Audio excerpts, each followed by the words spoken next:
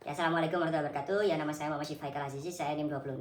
Saya di sini untuk memperhatikan dari pemeriksaan abdomen. Pertama-tama kita menjalin tegur sapa terlebih dahulu. Kita mengucapkan Assalamualaikum dan meninggalkan identitas dari kita. Kita memperkenalkan diri, pekerjaan kita seperti apa, dan juga menanyakan identitas dari pasien. Kita menanyakan dari nama, terus dari alamat, umur, dan sebagainya. Dan kita mengidentifikasikan dari keluhan utama dari pasien sehingga datang ke kita.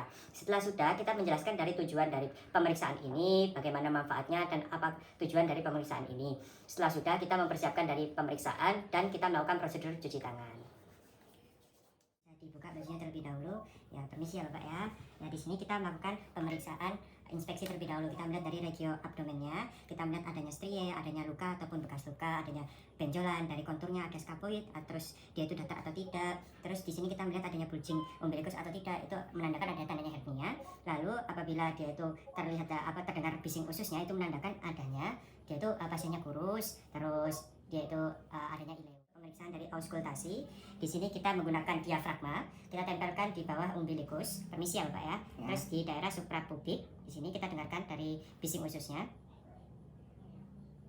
Kita dengarkan apabila dari anak-anak 1 sampai 15 kali per menit dan orang dewasa 5 sampai 35 kali per menit.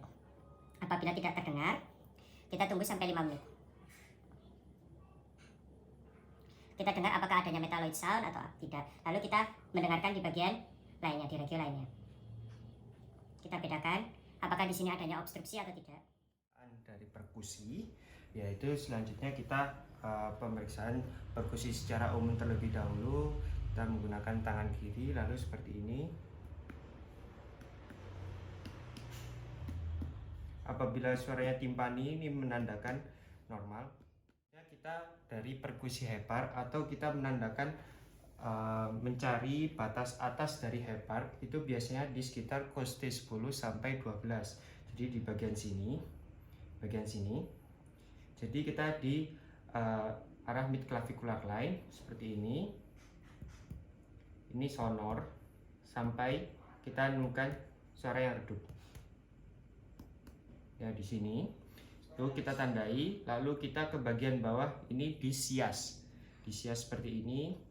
Kita naik untuk menentukan batas bawah. Ini timpani dulu ya.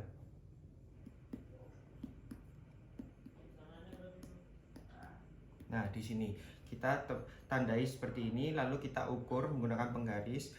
Kira-kira itu sekitar 8 sampai 12 cm. Apabila dia itu melebihi dari 8 sampai 12 cm, menandakan bahwa dia itu hepatomegali. Sedangkan apabila dia menyusut kurang dari 8 cm, itu menunjukkan adanya sirosis. Kita melakukan perkusi dari spleen atau menunjukkan adanya splenomegali atau tidak. Nah, itu di bagian sini, di bagian area axillary line seperti ini dan di arcus costae, dan biasanya itu membentuk segitiga seperti ini ya.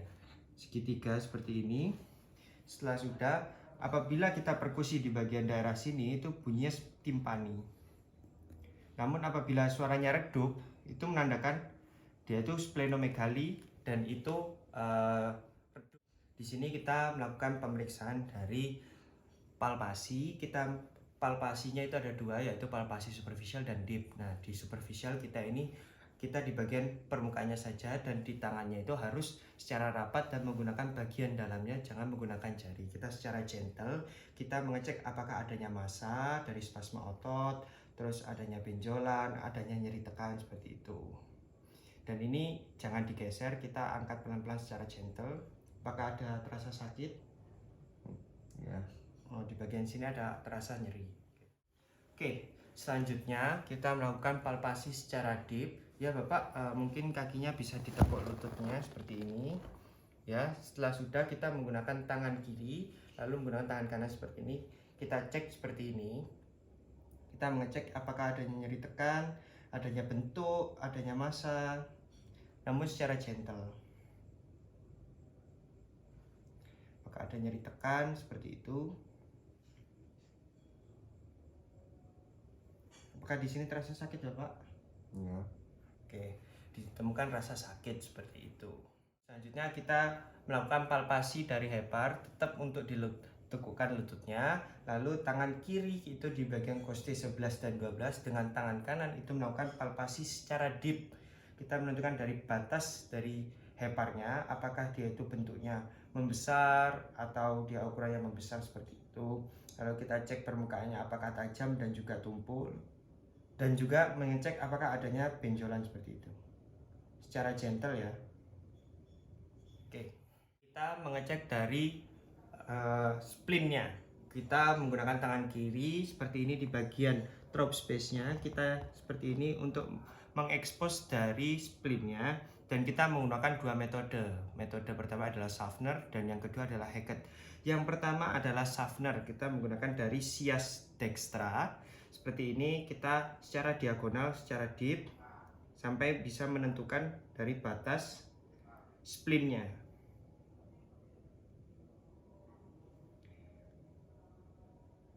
Nah, apabila di bagian sini itu akan dihitung 0 dan itu tidak ditemukan adanya splenomegali. Dan yang kedua adalah Hackett dari sias bagian kiri.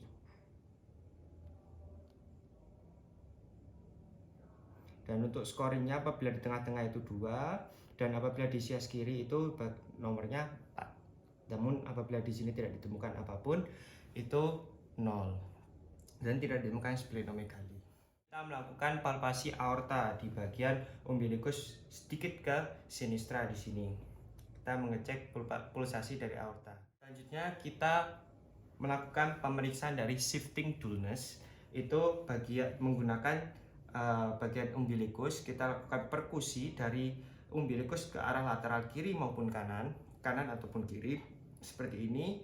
Kita mengecek adanya suara timpani dan sampai suara peka.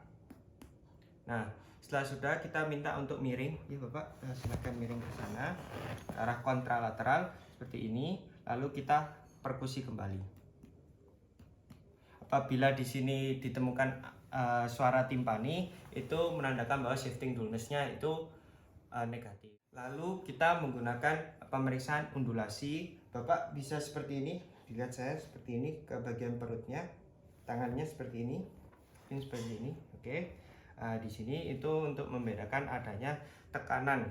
Jadi apabila dia terdapat asites yang sangat masif, itu kita sentil saja seperti ini. Itu adanya suatu riak ataupun seperti cairan. Nah, itu dinamakan asitesnya positif. Namun apabila seperti ini tidak ada suara riak, itu menandakan bahwa asitesnya negatif. Kita masuk ke pemeriksaan spesifik dari appendicitis. Kita menggunakan McBurney point sign. Nah, itu di bagian sepertiga dari umbilikus dan juga sias dextra seperti ini. Nah, itu sepertiganya. Ini kan 1, 2, 3. Nah, itu di bagian sini dari sias dextranya. Kita lakukan palpasi seperti ini. Apakah terasa sakit? Nah, apabila terasa nyeri, itu menandakan bahwa McBurney testnya positif. Kita melakukan yang namanya pemeriksaan Rovsing sign. Nah, kita melakukan palpasi di bagian kirinya seperti ini. Kita tekan secara dalam, palpasi secara dalam, lalu kita lepaskan secara tiba-tiba. Nah, apabila rasa nyerinya itu terasa di bagian sini, apakah terasa nyeri di bagian sini? Psoas sign. Psoas sign kita minta untuk kakinya diangkat seperti ini. Coba diangkatkan ya. Coba silakan diangkat. Nah, seperti ini. Apakah terasa sakit di bagian sini? Obturator sign. Nah, kita minta dari pasiennya itu untuk memfleksikan dari kakinya seperti ini. Lalu kita minta untuk dirotasikan ke internal seperti ini. Nah, apabila kita minta fleksikan dari pahanya seperti ini, dan apakah di sini terasa sakit seperti itu? Nah, oke. Untuk selanjutnya kita melakukan interpretasi hasil yang telah kita melakukan pemeriksaan tadi. Mulai dari inspeksi, kita tidak temukan adanya perubahan warna, kita tidak temukan adanya luka, bulging, inflamasi, dan tidak nampak gerakan peristaltik. Namun perut kanan bawah itu terlihat agak menonjol dan ini sedikit merah, mungkin adanya rasa nyeri di bagian situ. Nah, di sini juga di auskultasinya di sini normal, bising ususnya namun menurun, dan juga di palpasi ini normal, ditemukan adanya timpani itu di bagian regio abdomen dan tidak ditemukan adanya perbesaran hati maupun limb gitu ya.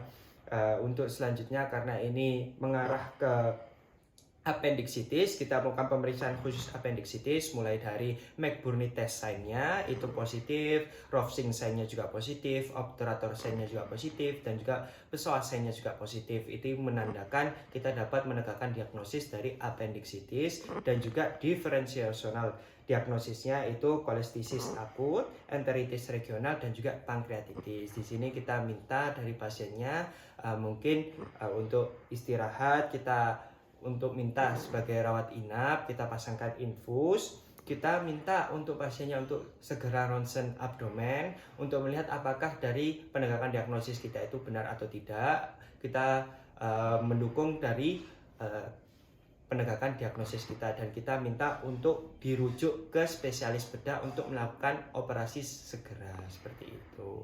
Kita setelah menjelaskan interpretasi hasil, kita menanyakan kembali kepada pasien apakah ada yang perlu ditanyakan kembali. Apabila sudah tidak ditanyakan, kita tutup dari sesi wawancara dan kita melakukan prosedur cuci tangan.